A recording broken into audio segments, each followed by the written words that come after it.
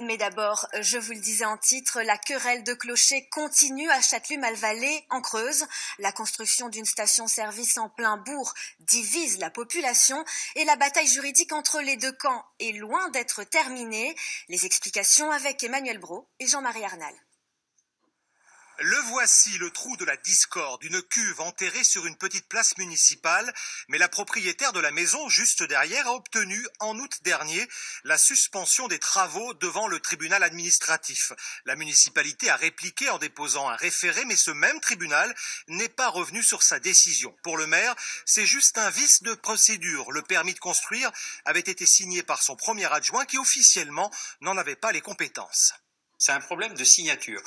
Tous les autres motifs invoqués par la partie adverse n'ont pas été retenus par le juge des référés.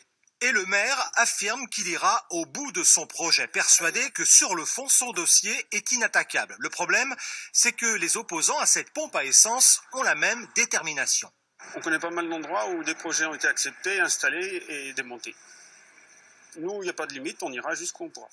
Des opposants qui estiment que la station doit être construite à l'entrée ou à la sortie du bourg pour atténuer les nuisances.